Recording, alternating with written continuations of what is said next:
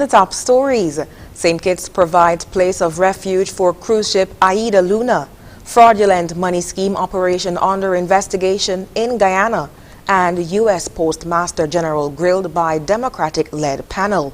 Hello and welcome to the ZIZ Midday Newscast. Today is Tuesday, the 25th of August, 2020. I am your presenter, Shaira Flanders. Nationally, the St. Kitts Tourism Authority has informed that the government of St. Kitts and Nevis has come to the assistance of a ship in distress and will be providing the cruise vessel Aida Luna with a place of refuge at the furthest approved anchorage point in the Bastia Harbour, as mandated by the guidelines of the International Maritime Organization for Vessels in Distress. In a statement, the authority said none of the 103 crew members will disembark the ship as they carry out emergency repairs on a mechanical failure. It further revealed that the ship is experiencing serious mechanical problems and emergency repairs have started. It said before arriving in St. Kitts, the Aida Luna was in safe harbor in Barbados. The vessel went to St. Eustatius for a bunkering call and experienced technical issues, preventing it from sailing back to its layup position in Barbados. The full repairs will not be done in St. Kitts, but in St. Martin. The ship is awaiting permission from St. Martin to berth in that destination, which could take place late Thursday afternoon. The provisioning services will be required. The ship is only authorized to anchor. Crew will not be allowed to come ashore, and no one will be allowed to come on board the vessel. In other news, Shaquel Campbell of Craddock Road and Keon Moore of Ramsbury have been charged for the attempted murder of Ellison Smith Bartlett of Stuart Williams Drive. The incident occurred on August 18, 2020. According to reports, the two men have also been charged for the offense of possession of firearm with intent to endanger life. They were charged on Sunday, August 23, 2020, and are currently in police custody. Investigations revealed that Ellison Smith Bartlett and a female were walking along a paved road in the vicinity of the Alexandra Hospital when unknown assailants shot at them. As a result, Smith Bartlett received a gunshot wound to his arm. In other news, nation building and what it should look like as the country nears 40 years of independence is the main topic of discussion on tonight's edition of Leadership Matters, the virtual forum series.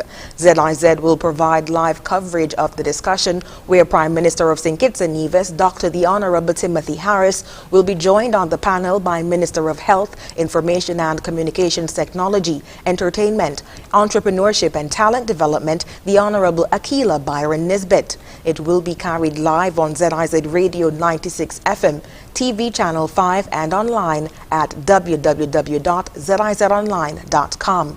The call-in numbers for Leadership Matters are 1-869-466-2666, 662-8674, 767-4765, and 1-239-645-4500. Questions can also be sent via WhatsApp to 869-661-5683. The program airs from 8 to 10 p.m.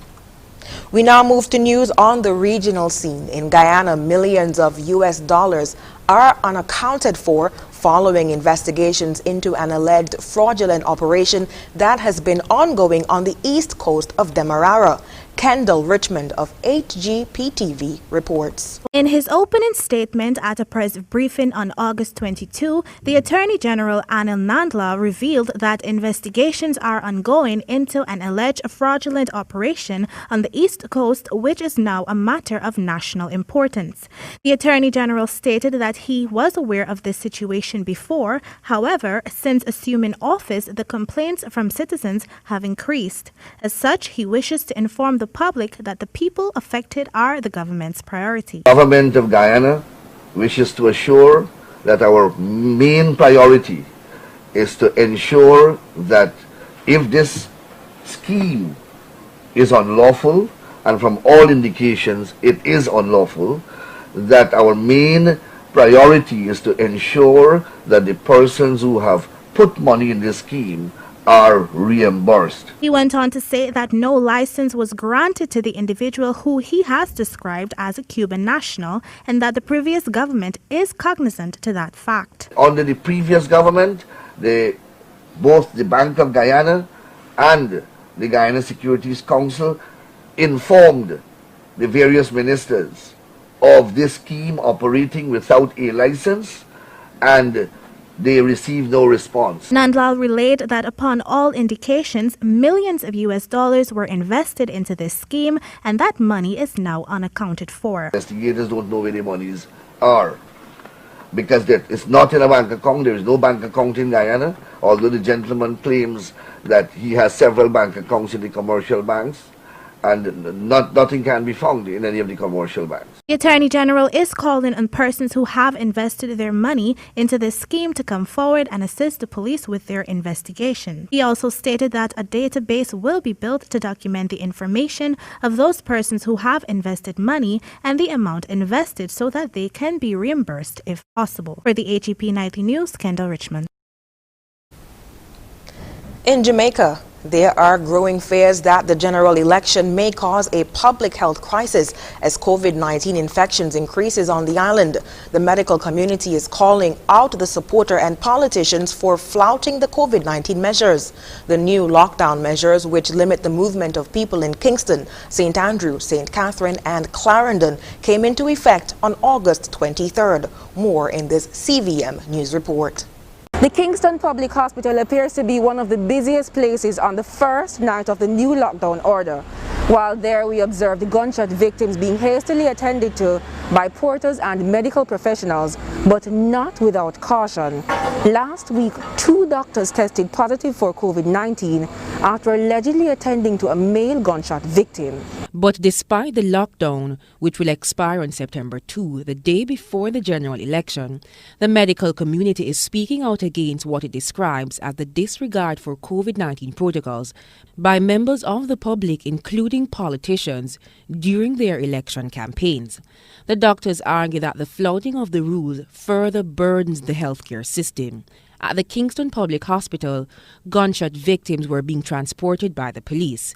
There was also frustration by family members as porters and medical staff cautiously moved the patients from their vehicles to inside the facility. CVM Live understands that the 2 doctors who tested positive for COVID-19 attended to a gunshot victim who is believed to be a carrier of the virus. That was on nomination day. We spoke to a vendor outside the hospital. The person who come in, we did them even suspect it because he came in with a gunshot wounds. So them thinks that the gunshot wounds, when time them run them tests, them find out that he had the COVID-19, and the 2 doctors them deal with him, them get it too. Now, the private sector organization of Jamaica has come out in support of the medical community who are on the front line tackling the virus, and is calling for compliance from the public, the political supporters and the politicians. But as this driver explains, everyone is now a frontline worker against COVID-19. With the people them not listening, I would have said to them take it serious because this is not a joke thing. You understand me? It is for real and it's reality. And they need to, you understand me, to buckle up. You understand me? And make we get over this thing. Jamila Maitland for CVM Live. Moving on to news on the international scene, the U.S. Postmaster General has assured Congress that the operational changes to the Postal Service will not affect mail-in voting for this year's presidential election.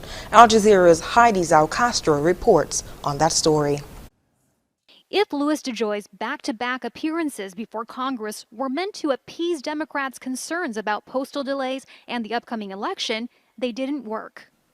Do your mail delays fit Trump's campaign goal of hurting the post office, as stated in his tweets? Mr. DeJoy, is your backup plan to be pardoned like Roger Stone? Oh, God. Pitiful. You have 2 seconds to answer the question. I have no comment.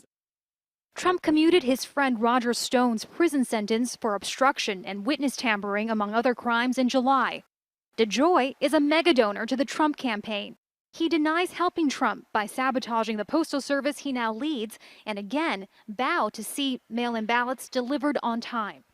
This sacred duty is my #1 priority between now and Election Day. Since DeJoy became Postmaster General in June, reports of mail delays as a result of his cost-cutting measures have alarmed Americans.